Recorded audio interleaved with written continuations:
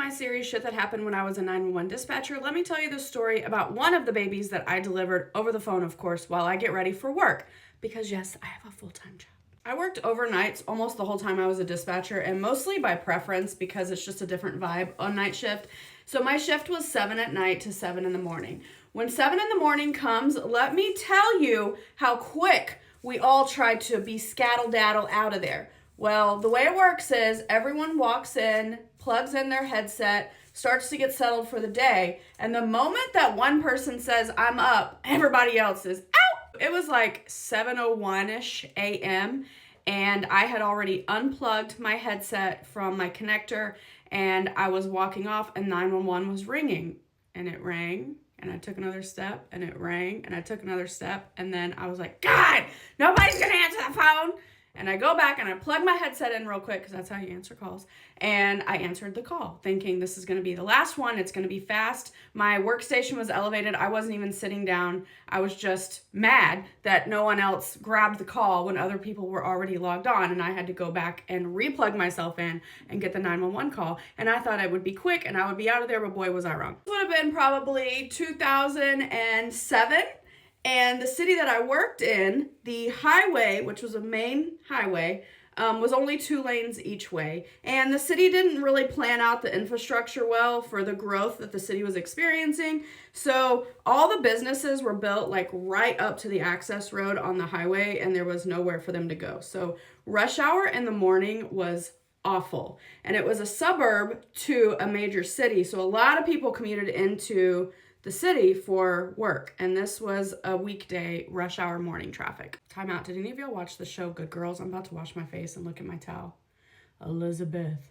Answer the phone, 911, what's the address of your emergency? And this man says, my wife is in labor. I don't think we're gonna make it to the hospital. And the wife is in apparently the back seat, just screaming bloody murder. Poor lady. I asked him if he wanted to pull over so that I could help him, and he said he did not.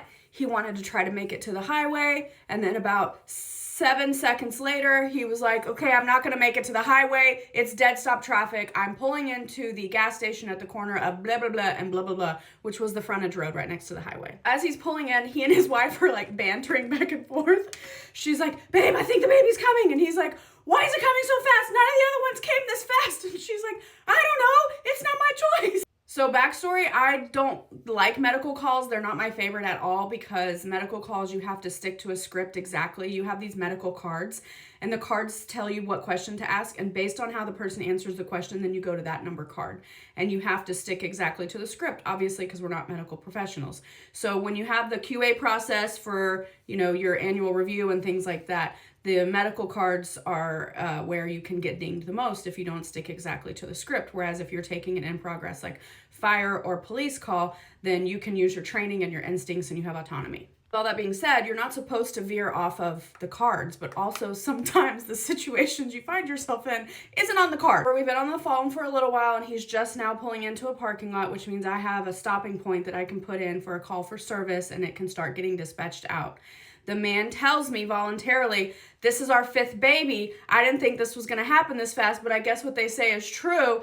This one's just coming. Start going through the calls with him. He's standing up. He's got his phone on speakerphone. He's out of the car. She's lying in the back seat. We have her in the right position. I'm going through all the questions. I can't remember what they are now, but I do remember specifically that I said, okay, he delivered the baby. And I said, okay, we have to tie off the umbilical cord. I need you to get something to tie off the umbilical cord. And he's like, ma'am, this car is brand new. We bought it at 9 o'clock last night because we don't have enough seats for all of our kids now that we got this new one coming. There's literally nothing in this car. This is the part where I had to go off script. And in my mind, I'm like, I'm gonna fail this call when they review it. Off the top of my head, I was like, all right, how about shoelaces? Do you have shoelaces? And mind you, I can hear the baby crying at this point.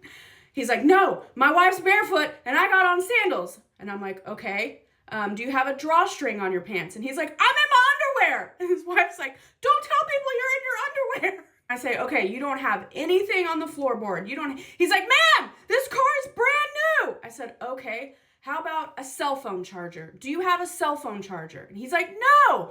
I said, okay, dare I ask you to go inside and buy a cell phone charger? And when I tell you he was so excited that he could help, he was like, I can do that. I can do that. He runs inside and he buys a cell phone charger. He has me on the phone the whole time. He asked a stranger to stand by his wife. Now, I'm not real sure why he didn't ask the stranger to go in and buy the cell phone charger, but he was in crisis, okay? While he's inside the store and wife and baby are outside the store, and mind you, the fire department's on the way, but they are in dead stop traffic. Ask him, okay, we're gonna have to wrap the baby in something and we need to deliver the placenta. What do I need to get? I'm like, okay, you're gonna need to wrap the placenta in something so that we can take it to the hospital and the doctors can make sure that it's in its entirety. And he's like, bathroom napkins.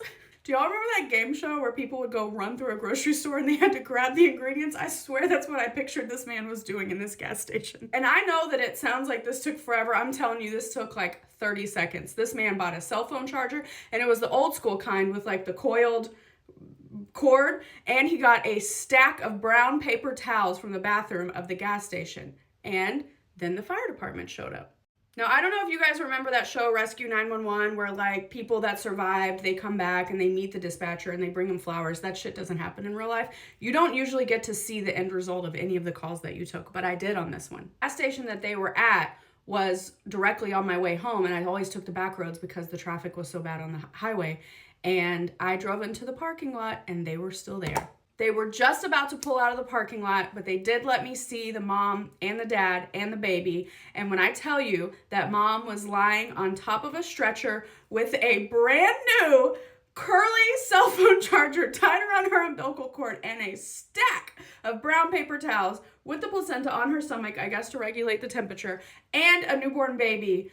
And the dad was just as hilarious as I pictured him to be. And I got to meet them and they thanked me. And it was just like probably one of the coolest moments I've ever had as a dispatcher.